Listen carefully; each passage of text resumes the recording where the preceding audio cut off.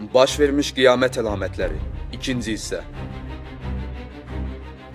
Müsəlmanların bir-biri ilə vuruşması. İki böyük İslam ordusu bir-biri ilə müharibə etmədikcə qiyamət qopmaz. Müsəlmanlardan iki qrup bir-biri ilə vuruşmadıqca qiyamət qopmaz. Onların arasında böyük savaş olar. Amma məqsədləri eynidir. İran-İraq müharibəsi qızışdı. Livanda məhzəb qarşıdurması. Yəməndə məhzəb qarşıdurmaları davam edir. Sünni-şiə qarşıdurması. Müsəlmanların məruz qaldığı işgəncələr. Fitnənin girmədiyi ev, toxunmadığı müsəlman qalmaz.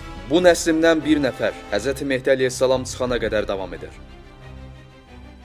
Arakanda müsəlmanlara qarşı soyqırım həyata keçirilir.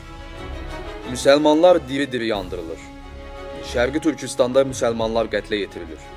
Patanili müsəlmanlar öldürülür. Bangladeşdə müsəlmanlara zülüm. Müsəlmanlara ölümdən betər zülüm. İldırımların çoxalması. Qiyamət yaxınlaşdıqda ildırımlar elə çoxalacaq ki, insanlar bir-birindən soruşacaqlar. Dünən kimi ildırım vurub? Onlar da belə cavab verəcək. Dünən filankəslə filankəs ildırım vurub. İldırım yağışı. İldırım 400 evi yandırdı. Yenə ildırım faciəsi.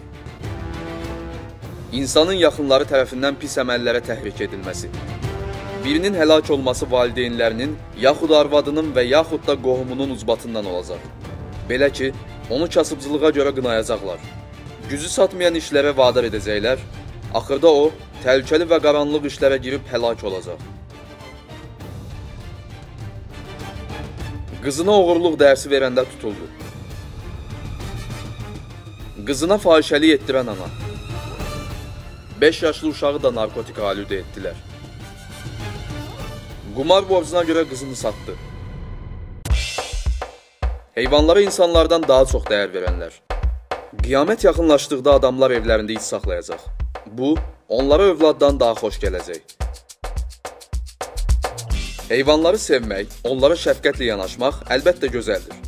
Lakin Peyğəmbərimiz sallallahu aleyhi və səlləmin yuxarıdakı hədisində axır zamanda insan sevgisinin yerini heyvan sevgisinin tutacağı bildirilib.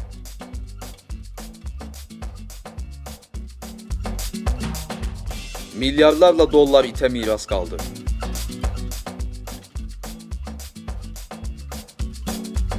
İtə 250 min dollarlıq toy.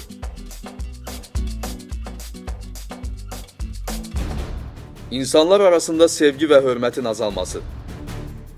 Böyüklərin kiçiklərə mərhəmət etmədiyi, kiçiklərin isə böyüklərə hörmət qoymadığı, uşaqların qəzəbli olduğu zaman qiyamət yaxınlaşmış olacaq.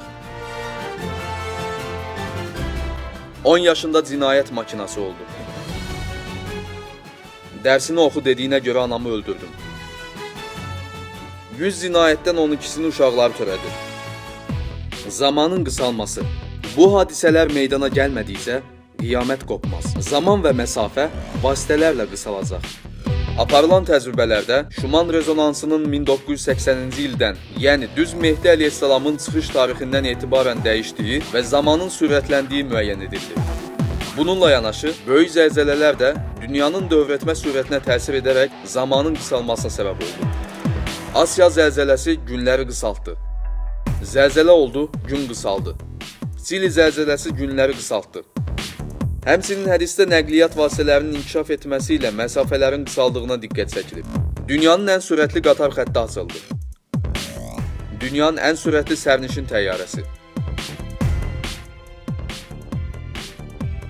Səsdən 20 dəfə sürətli təyyarə havaya qalxır. Aviareyslər qısalır.